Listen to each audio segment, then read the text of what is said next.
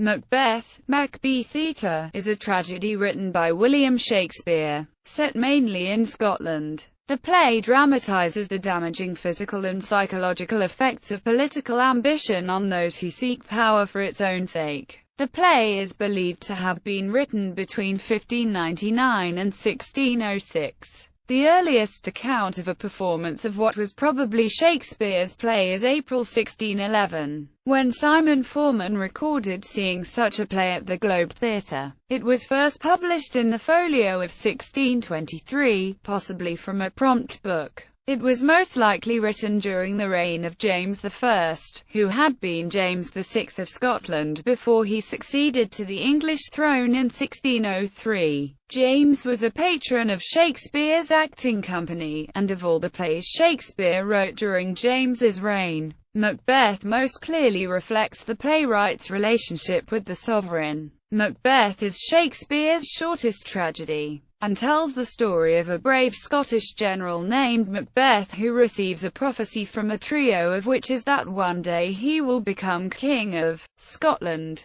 Consumed by ambition and spurred to action by his wife, Macbeth murders King Duncan and takes the throne for himself. He is then racked with guilt and paranoia, and he soon becomes a tyrannical ruler as he is forced to commit more and more murders to protect himself from enmity and suspicion. The bloodbath and consequent civil war swiftly take Macbeth and Lady Macbeth into the realms of arrogance, madness, and death. Shakespeare's source for the tragedy is the account of Macbeth, King of Scotland, Macduff, and Duncan in Holished's Chronicles, a history of England, Scotland, and Ireland familiar to Shakespeare and his contemporaries. Although the events in the play differ extensively from the history of the real Macbeth, in recent scholarship, the events of the tragedy are usually associated more closely with the execution of Henry Garnet for complicity in the Gunpowder Plot of 1605.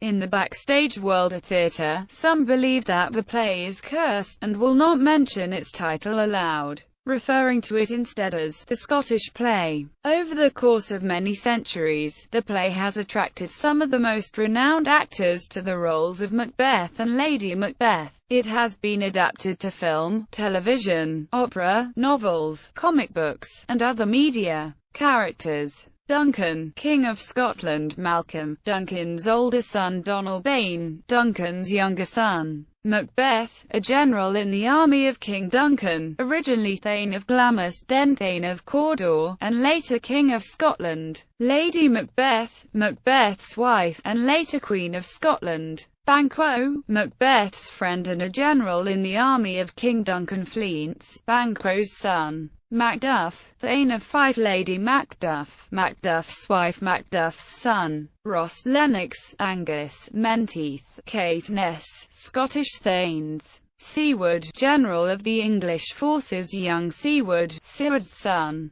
Seaton, Macbeth's armourer. Hecate, Queen of the Witches. Three witches. Captain, in the Scottish army. Three murderers, employed by Macbeth. Two murderers, attack Lady Macduff. Porter, gatekeeper at Macbeth's home. Doctor, Lady Macbeth's doctor. Doctor, at the English court.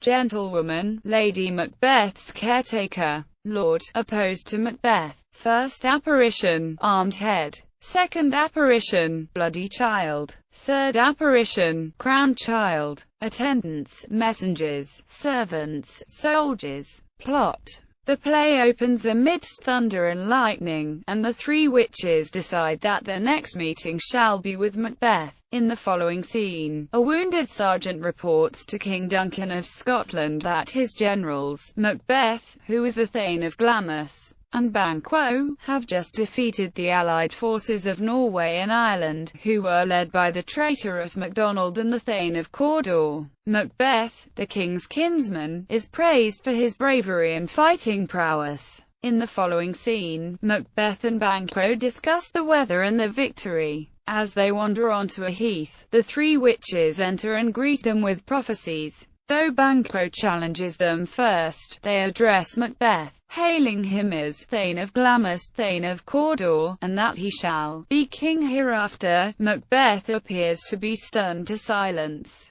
When Banquo asks of his own fortunes, the witches respond paradoxically, saying that he will be less than Macbeth, yet happier, less successful, yet more. He will father a line of kings, though he himself will not be one. While the two men wonder at these pronouncements, the witches vanish, and another Thane, Ross, arrives and informs Macbeth of his newly bestowed title, Thane of Cawdor, as the previous Thane of Cawdor shall be put to death for treason. The first prophecy is thus fulfilled, and Macbeth, previously skeptical, immediately begins to harbour ambitions of becoming king. King Duncan welcomes and praises Macbeth and Banquo, and declares that he will spend the night at Macbeth's castle at Inverness. He also names his son Malcolm as his heir. Macbeth sends a message ahead to his wife, Lady Macbeth, telling her about the witches' prophecies. Lady Macbeth suffers none of her husband's uncertainty, and wishes him to murder Duncan in order to obtain kingship. When Macbeth arrives at Inverness, she overrides all of her husband's objections by challenging his manhood,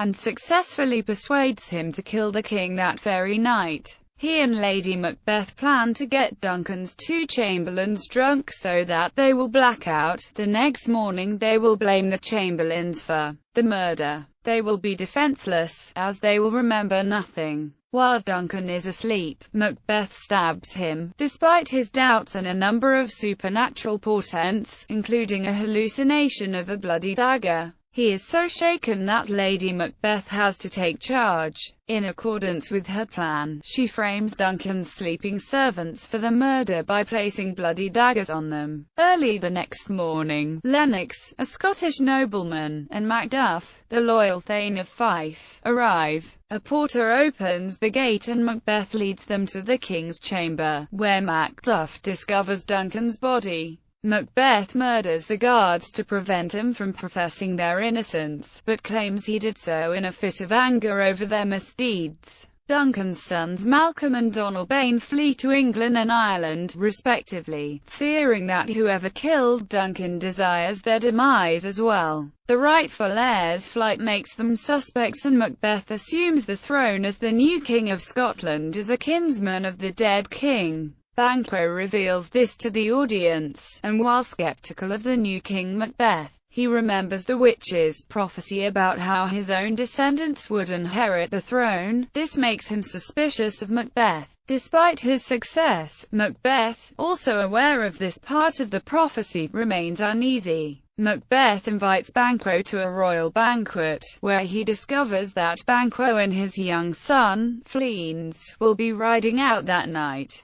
Fearing Banquo's suspicions, Macbeth arranges to have him murdered, so he hires 3 men to kill them. The assassins succeed in killing Banquo, but Fleance escapes. Macbeth becomes furious. He fears that his power remains insecure as long as an heir of Banquo remains alive. At the banquet, Macbeth invites his lords and Lady Macbeth to a night of drinking and merriment. Banquo's ghost enters and sits in Macbeth's place. Macbeth raves fearfully, startling his guests, as the ghost is only visible to himself. The others panic at the sight of Macbeth raging at an empty chair, until her desperate Lady Macbeth tells them that her husband is merely afflicted with a familiar and harmless malady. The ghost departs and returns once more, causing the same riotous anger and fear in Macbeth. This time, Lady Macbeth tells the lords to leave, and they do so. Macbeth, disturbed, visits the 3 witches once more and asks them to reveal the truth of their prophecies to him. To answer his questions, they summon horrible apparitions, each of which offers predictions and further prophecies to allay Macbeth's fears. First, they conjure an armoured head, which tells him to beware of Macduff.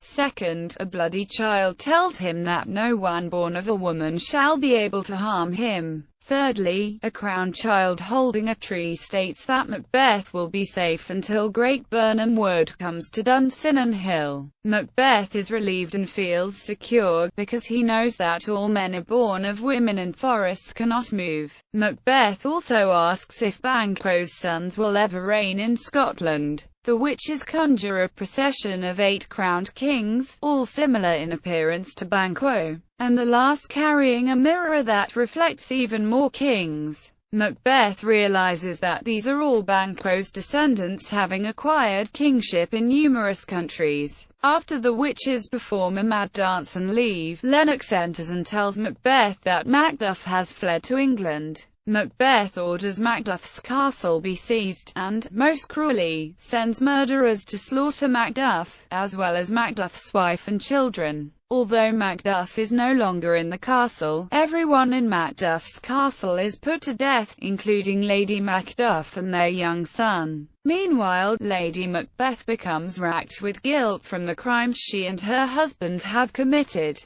At night, in the king's palace at Dunsinane, a doctor and a gentlewoman discuss Lady Macbeth's strange habit of sleepwalking. Suddenly, Lady Macbeth enters in a trance with a candle in her hand. Bemoaning the murders of Duncan, Lady Macduff, and Banquo, she tries to wash off imaginary bloodstains from her hands, all the while speaking of the terrible things she knows she pressed her husband to do. She leaves, and the doctor and gentlewoman marvel at her descent into madness. Her belief that nothing can wash away the blood on her hands is an ironic reversal of her earlier claim to Macbeth that, "a little water clears us" of this deed. In England, Macduff is informed by Ross that his castle is surprised, his wife and babes savagely slaughtered. When this news of his family's execution reaches him, Macduff is stricken with grief and vows revenge. Prince Malcolm, Duncan's son, has succeeded in raising an army in England, and Macduff joins him as he rides to Scotland to challenge Macbeth's forces. The invasion has the support of the Scottish nobles, who are appalled and frightened by Macbeth's tyrannical and murderous behaviour. Malcolm leads an army, along with Macduff and Englishman Siward, the Earl of Northumberland, against Dunsinane Castle. While encamped in Birnam Wood, the soldiers are ordered to cut down and carry tree limbs to camouflage their numbers. Before Macbeth's opponents arrive, he receives news that Lady Macbeth has killed herself, causing him to sink into a deep and pessimistic despair and deliver his "tomorrow, and tomorrow, and tomorrow" soliloquy. Though he reflects on the brevity and meaninglessness of life, he nevertheless awaits the English and fortifies Dunsinane. He is certain that the witch's prophecies guarantee his invincibility, but is struck with fear when he learns that the English army is advancing on Dunsinane shielded with boughs cut from Birnam Wood. In apparent fulfillment of one of the prophecies,